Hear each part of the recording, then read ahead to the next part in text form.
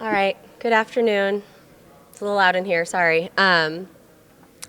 I don't really have a whole lot to start with. It was an interesting week. We got a few things third read out of the House, and late last night, the Senate sent us back a new version of Governor Kehoe's proposal to raise sales taxes on all Missourians.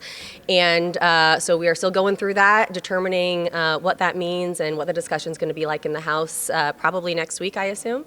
Happy to take your questions. The sum total of Democratic opposition statements to the HJR on the Senate floor last night was 5 words. I'm going to vote no from Senator Weber. Are you disappointed or surprised that they didn't spend more time explaining why they think it's bad? I'm going to be honest.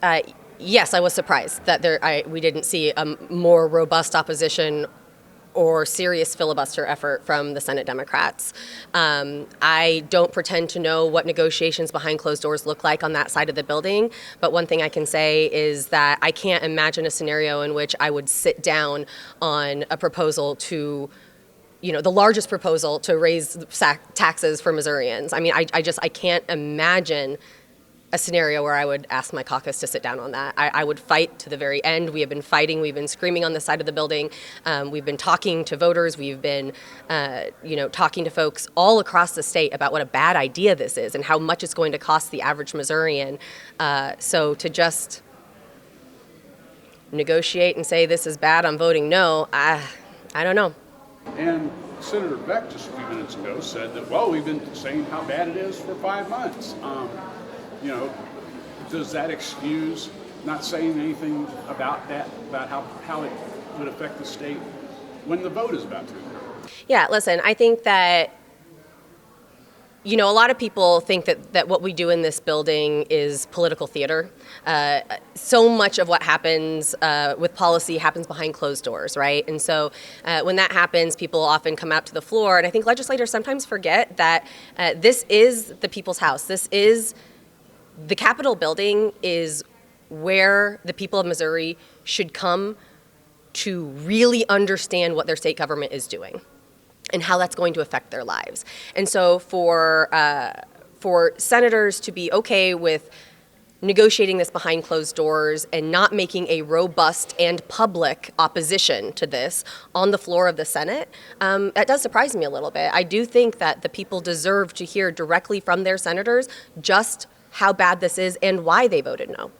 Representative Fogel, the senator that you're hoping to replace, was one of the few that did say things in opposition to it. But you're going to be joining the Democratic caucus if you get elected. Is that the kind of caucus you want to join? What was on display last night? Yeah, of course, I'd be proud to be a member of the Senate Democratic caucus. I know my colleagues over there work very, very hard. I would just say when I look at the most important piece of legislation, the most consequential piece of legislation that we've debated on the House floor, I think the tax proposal is that it will be a significant cost of living increase to almost all of my constituents back home. And I will never support and will always do whatever I can to kill bills that are going to make the cost of living go up for people. But what about how Democrats handled it last night? I was not in any of those conversations or negotiations. I know that you all said you're still looking at the changes that have been made, but what are your sort of first reactions to it? Yeah, so, first reactions are that substantially this it hasn't changed a whole lot. The fact of the matter is that this is going to increase taxes on most Missourians. It authorizes a future General Assembly to increase the sales and use tax, to increase the base, and that's been our main argument against this piece of legislation from the jump. That hasn't changed. It's incredibly frustrating to see it continue moving through the process, and I genuinely hope that if it does clear the House and make it across the finish line, that Missourians vote it down whenever it comes to their ballot. Do you have any thoughts specifically on the Senate getting rid of the automatic lowering that was in the House version?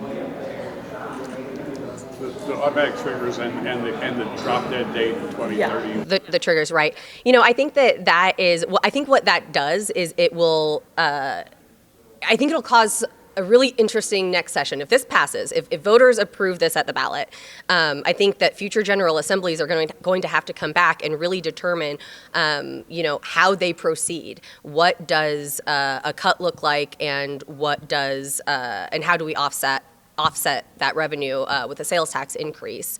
And I think that, one thing that I want to remind y'all is that if the Republicans wanted to simply lower income tax or remove income tax for Missourians, they could just do that by statute. They could pass a bill, do that without voter approval. They're asking for voter approval because they absolutely intend on raising our taxes. And I just want to make sure that that is what Missourians hear, because that is exactly what's happening. In regard to some of the action on the floor today, one of the bills that was passed was the English proficiency for CDL licenses. Some of the caucus voted in support of it. Some of the caucus, most of the caucus did not. There were a number of present votes. Representative Ani, why did you vote no for that bill? I voted no because I feel like, while I appreciate that we want to ensure that folks who are operating these commercial vehicles on our roads are doing so as safe as possible, I am concerned by some of the language in the bill and some of the ambiguity around how it would be enforced and how one would determine who is and who is not proficient in the English language. And I just don't think that this bill is a solution to the problem. And I have the same question for Representative Fogel. For the opposite, you voted in support of the bill. Why did you vote in support? Yeah, Representative Steve Butts made some comments on the floor about making sure those operating heavy machinery in our state don't create a safety concern, and that's what I heard. Springfield is a trucking capital of the state of Missouri. I heard those concerns echoed time and time again, and I chose to follow his lead on that. Thank you. This question is maybe misplaced because none of you were the bill sponsor for that one, but does it apply to more than just semi-trucks? I mean, the way that I was looking at it was also school buses and city buses. It's all commercial driver's license, yes, CDLs. In regard to the budget, the Senate is obviously looking at that right now. One of the actions that they took was to use Capital Commission funds to fill in some of those. Representative Fogel, I know you said that you were supportive of maybe future General Assemblies looking at it, but not necessarily this General Assembly. It seems to be one-time funds filling ongoing problems. What are your reactions to them taking this path? Absolutely. I've stood in front of you before and talked about the importance of making sure we're looking for any funding stream, revenue stream, to make the correct investments, significant investments in our state. Interestingly, they took out some one-time funding out of the foundation formula and backfilled it with other one-time funding, something that the chair in the House has told me repeatedly that I'm not allowed to do as a member of the minority party or as a member of the budget team. Senator Black chose to do that. We'll see. I think they're spending a significant portion of the $590 million set aside for the Capital Commission, and I stand by my comments that a few years ago we were in a different financial reality. Now we're making tougher decisions, and is it the right time? I haven't answered that question myself, but I think it's right to be asking it. We could get a doubling up of non-GR draws if the blind pension stuff stays in and the interest revenue from I-70, I-44 stays in the budgeting conference, and then the $200 million or so from Capital Commission. Is that a good thing for general revenue if those combine and remain in the budget? I think we can solve a problem for fiscal year 2027 and create a new one for fiscal year 2028. I think the decisions we make in a budget room this year have significant impacts on decisions we have to make in the future. We can use one-time funding in the form of the Capital Commission, some of the interest on I-44 and I-70. Interest, of course, is going to decline in the years to come. No matter what we do, we're going to be in a very difficult financial situation in the subsequent fiscal years. And we need to be making decisions that make significant investments, but also maintain fiscal responsibility for the budget sessions to come. Representative Walshmore, I know you're on the Capital Commission, and it's getting, hopefully with the $100 million that is in the budget to kick off hiring the consultant for it. What are your thoughts to using the Capital Commission funds? I agree with Representative Vogel that these are tough times, and our budget constraints are our budget constraints. I will say, as a member of the commission, this can has been kicked down the road for a long time. We've been sitting on plans for years, and it is frustrating that, the closer we get, and now the money's being pulled out from under us.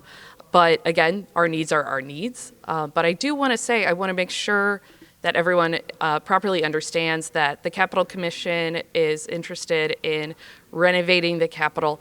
Yes, it's a gorgeous building and there are talks of expansion, but right now this building is unsafe. It's not accessible. We need a new HVAC system. We have mezzanine offices that are I am unsafe in this building every day. We don't have a proper evacuation route should the worst happen. So those are the things that we're looking at, and if we keep the $100 million, I hope that will be the priority of the commission, is to do what we can to ensure that this building is safe and accessible for all.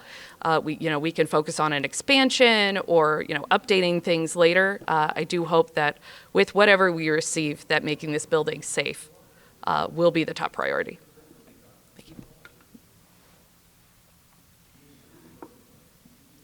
Anything else?